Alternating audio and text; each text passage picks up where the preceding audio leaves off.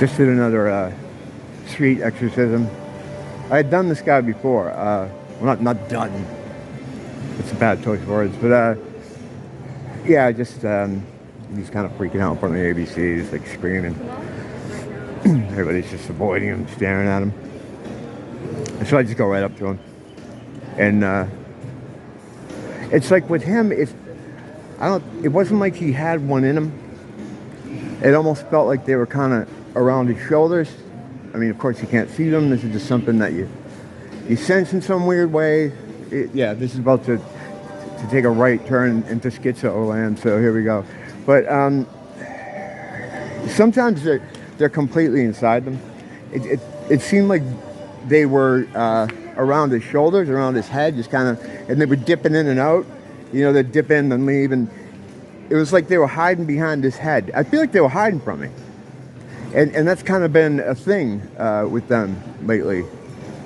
And I think it has to do with maybe the angel things, you know, having those conversations with the angel. It's almost like when a drug dealer sees you talking to the cops, you know, they don't want to be around you anymore. Something like that. So I got him to calm down and talk. Sometimes people just want to talk. You know, they're in pain. He's in pain, right? So I got him talking and had a cigarette together, gave him my drink. And he just tried to make a little sense of what he was saying. But when you get people calmed down from the screaming and gibberish and stuff, you can kind of work something out with them.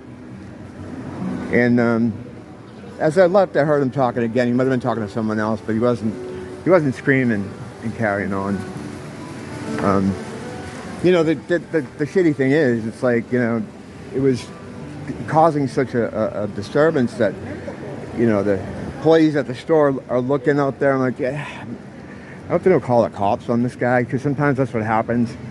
And then the cops come, and then it could, you know, they don't know how to deal with this shit. So it could become a worse situation. It's just maintenance, you know. You just try to help when you can, and that's really all you can do, because these things aren't going anywhere. You know, they're everywhere. Like if you had the formula that Roger and KC uses to look at photographs, like however he turns the gain up and stuff, you would the street that we're looking at right now, they'd be everywhere, standing by the garbage thing. Big ones too. They don't have to conform to a certain size, you know. Oddly though, and this is a weird thing about demons from what I've looked at, picked up, when you see them in photographs, which is really the only place you can see them, or film, I mean, we've seen that, they have to conform to the 3D solid architecture here. Like I just mentioned, Roger, even when he's showing a lot of them standing around a place like the Grand Canyon or something, they're always standing on something.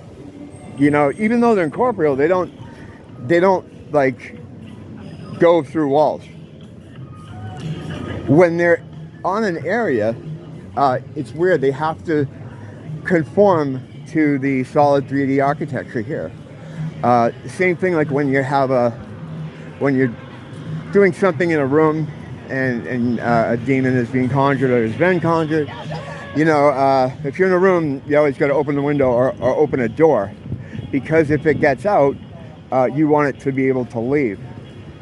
It can't just zip up and go through the wall, because it's like a frequency, like a radio thing, and it's kind of it has a very weak signal.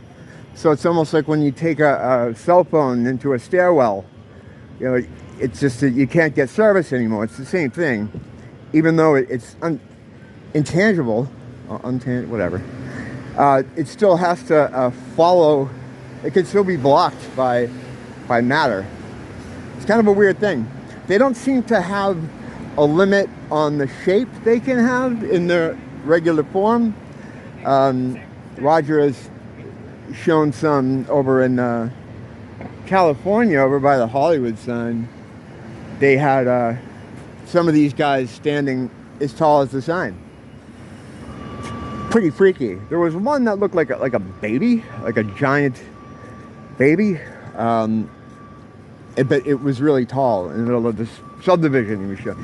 If you haven't been over there, man, I know I talk about that guy all the time, but it's really crazy to see, and it'll make you understand just how many of these things are around. They're just in between all the spaces. However, the weird thing too is just like they have to maintain some sort of they have to be in concert with the architecture. They can't. They don't seem to occupy spots where people are. Like you won't see one standing half in a guy. When they go into the body, right? It's like they're broadcasting to it, or there's signals broadcasting to that body. So it's not like there isn't a physical thing there. Just like we're broadcasting, in my opinion, to these bodies.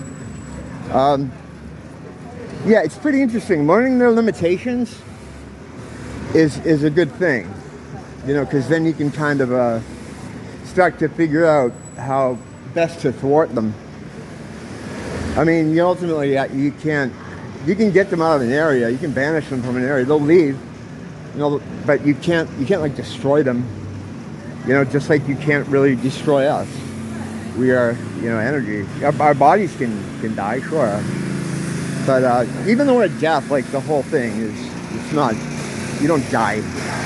There is no end and there is no beginning. Like, and when people talk about continuing on after death, it's always like there's this foreboding idea of eternity.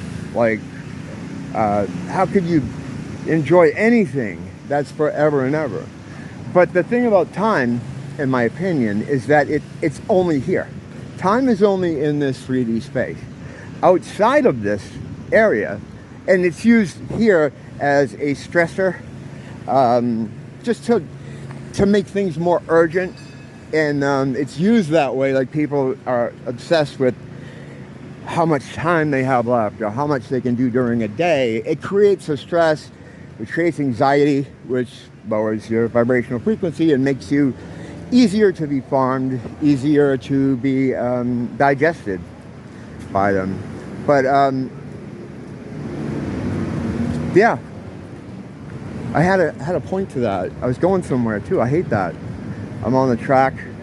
I'll start off on track 1, and then at somewhere else, flip over to track 2, and then I end up at station number 3.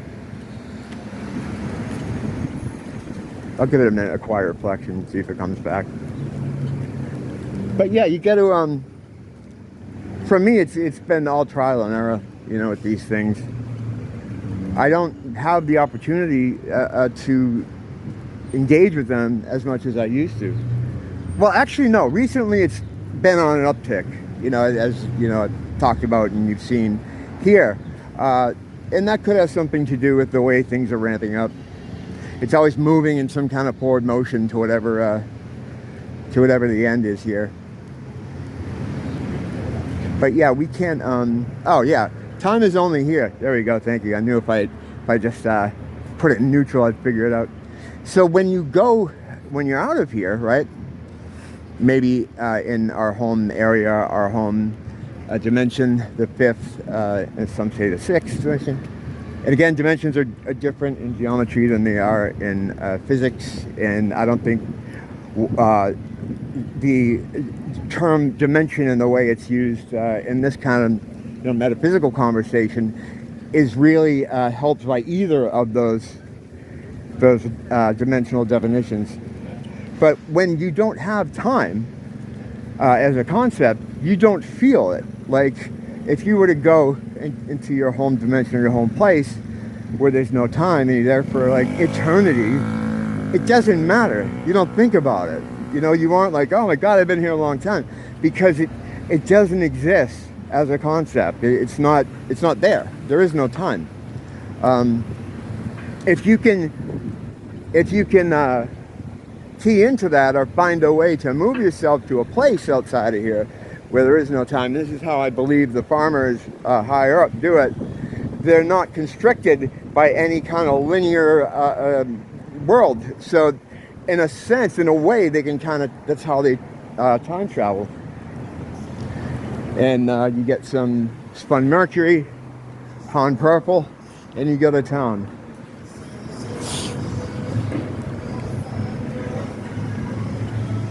Yeah, that's it for now. Nice day out here. Hope everybody's doing okay. Don't blame the teacher, blame the school.